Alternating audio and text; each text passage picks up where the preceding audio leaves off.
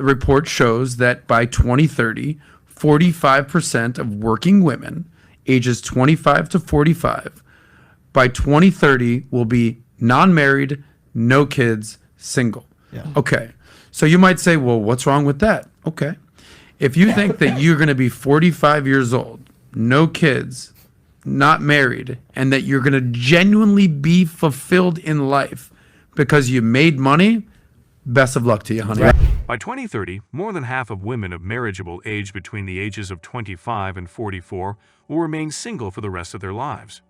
In 2030, they will be unmarried and childless at those ages, which is a very steep incline. In fact, they are so sure of this that they conducted this research on Morgan Stanley so that their investors will know what to invest in over the next decade. Wow! So they invest in both box wine and cash, correct? So we've had bingos like these before. And society tells us that at the end of our lives, we will regret not having children because there is such happiness and blessings. Yeah. Well, I discovered this article by Sarah Burdick, a 16-year nurse who had a heart-to-heart with her elderly patients. And her patients have described how their own families view them as a burden or as very old. Consequently, there are now the top 5 things people regret. At the end of their lives, the state of relationships around the world has deteriorated to the point where individuals no longer marry and remain together for life, not even in traditionally conservative nations. Thailand has one of the highest cheating rates in the world. We're merely pointing out that you're thinking like a strategist of hope. You hope that your destination will be a better one. The only positive aspect of your newfound position as a resident of the developed world will be how the female population treats you. Realize that fame, fortune, and success are the keys to the world. If you possess any or all of these characteristics, attracting and retaining the affection of women will be effortless. As a result, I do not support partnerships in the dating world, as the majority of women offer little value to men. You are free to take them. If you are unable to continue supporting her, however, she will quickly move on to the next man who can. Why would I advocate for couples to unite and encourage international travel if the woman you end up with can simply leave your life? If you ever experience hardship, you cannot assume that everyone in your country is like the women from whom you are attempting to flee. Keep in mind that social media cannot be avoided. Consequently, people in other nations are subjected to the same level of decadence as we are, and the number of lonely women and men in both nations is increasing. Given their conservatism and emphasis on family, one might assume that their birth rate would be stable. Consequently, there are more single men and women than ever before. The very first time, I understand that China's policy of limiting the number of children a couple can have is the cause of its population growth issues. The dating scene is not looking good right now. In fact, today's article on the rise of single men and women in China will make it clear that dating and marriage are on the decline. The policies of a contemporary Chinese city should reflect the rising number of individuals who live alone. If I'm being completely honest, that sounds like the beginning of a horror film. Traditional Chinese culture places a premium on the preservation of the family name. Therefore, parents tend to take an active role when their children reach marriageable age, the nation ceases to exist, and the one-child policy is reinforced. This reality has been starkly contrasted by the age of singlehood. The trend toward singlehood among Chinese youth has been documented, and as a result, numerous children end up disillusioning their parents.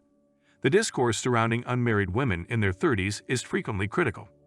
The overuse of the term leftover ladies in China's popular culture has increased the anxiety of unmarried women's parents and the pressure they place on their daughters. Gents, it fascinates me that Chinese men and women struggle to conceive despite having a family structure and being pressured to procreate. If you don't have the media and a desire to destroy families, I don't see why men injecting gallons of fluid into women and creating children would be a problem. I could be wrong about the Chinese dating scene. Since neither I nor anyone I know currently lives there, it is astonishing to see that they face the same issues as we do in the West. Due to the one-child limit, the younger generation may have been dissuaded from starting families. In reality, however, we have no idea until there is widespread desire for women in that region. I believe that individuals' reluctance to initiate new romantic relationships is due to the state of the economy and rising costs of living. However, I do not comprehend this phenomenon. Individualism results in isolation and ultimately poverty, because a weakened society is an easier target for oppression. Due to this, the vast majority of votes raised families, ensuring that their wealth is passed down from generation to generation. The family is the means by which the wealthy and powerful can ensure the continuation of their wealth and status after their deaths. However, modern women are so self-centered and visionless that they will blow up the family, destroy the fortune, and flee with the money because they are motivated to act negatively towards others. According to the Bible, the pursuit of wealth is the root of all bad. Future generations of women demonstrate this daily by filing for divorce for no other reason than dissatisfaction. Because the weakest link is a woman or a family member who may be a wolf in sheep's clothing, the elites will always achieve their goals.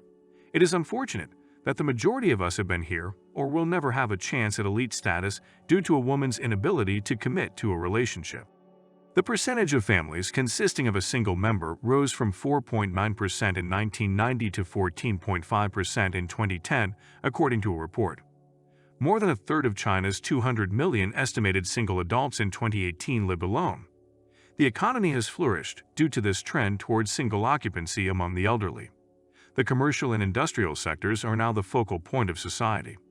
As a result of the expansion of development and economic opportunity, young people are abandoning the agricultural workforce in droves.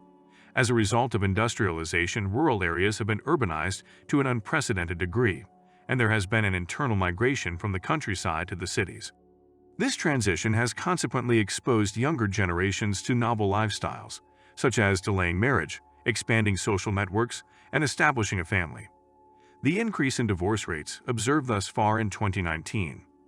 I would have anticipated a similar number in 2020, excluding the possibility that the outbreak caused the increase. Consequently, something occurred of which we are unaware, as you may or may not be aware. To help us, please watch this video. Please subscribe and send this video to anybody you think will benefit from it the most.